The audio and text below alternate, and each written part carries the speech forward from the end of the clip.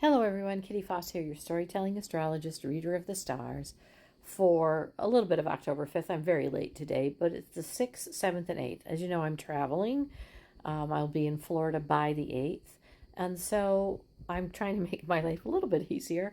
And also, it's a very interesting series of 4 days. This is quite the full moon, so let's just start and kind of talk about this in general. So the 5th, that was today. This Pisces moon worked for an understanding of our balance of beauty and harmony and kind of uncovering an unwavering understanding of what the reality is. What the reality is that we are going to experience, and it's a reality check for who we are and what it is that we want. That's the really important function of this moon, more so than it's been for a while in a moon cycle in this supermoon that shows up on the 6th. So this full moon in Aries is at 11:46 p.m. Eastern Standard Time on the 6th. And it's a unique twist, a unique understanding of what forgiveness is, how we honor and cherish and thank, and what we're letting go of. Full moons are always about those things, but this is a little bit of a twist on it because all of our outer themes are being activated on this day. So those are the bigger themes in our life. That's our Neptune, our Uranus, and our Pluto energy. So our Neptune energy is working to help us with this new cycle of spirit. So it's kind of asking the question, what do you need to let go of for this new cycle?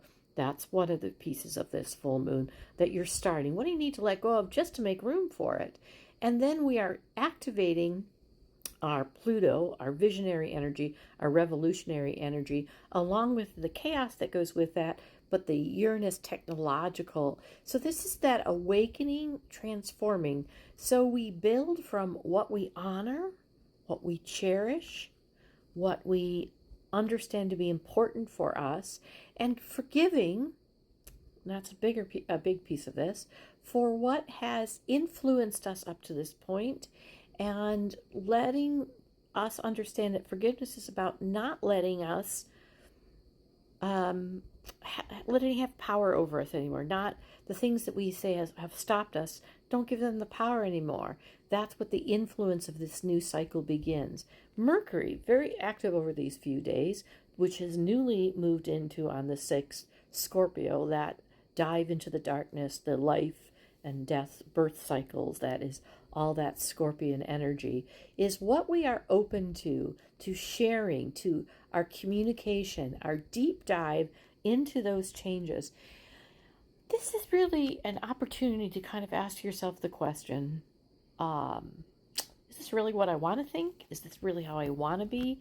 I am that I am, and that is enough. But what is the enough for me that is being revealed in this full moon, and a lot of space is being made for? And then on the 7th is the day could just be called Discernment Day. It really is. After all these things are revealed, the light is shined upon in this new cycle. This is all about discernment. So first of all, on the 7th, our Aries moon has request discernment about what are we nurturing to expand now. We had an opportunity to really look and make some choices. Again, asking ourselves the question, is this really what I want to be? And to be aware of the area, our needs that have been revealed to us. And that's where I need to pay my attention. That is where I need to nurture and peel back those layers to find what was underneath it, and that I need to nurture to make that room. We also have our Mercury energy, isn't in really a conversation with awakening. It is, though, really working with the discernment on and communicating this experience to what we need to transform. Be aware or beware, depending what you find out from this new moon, of the audience you choose to share this with. And that's really important as you look for nurturing. Surround yourself with those people who bring out what it is you wish to be. That's why it's Discernment Day. Do I really want to go here? Do I really want to say that? Do I really want to talk to that person? Give yourself the 7th to do that.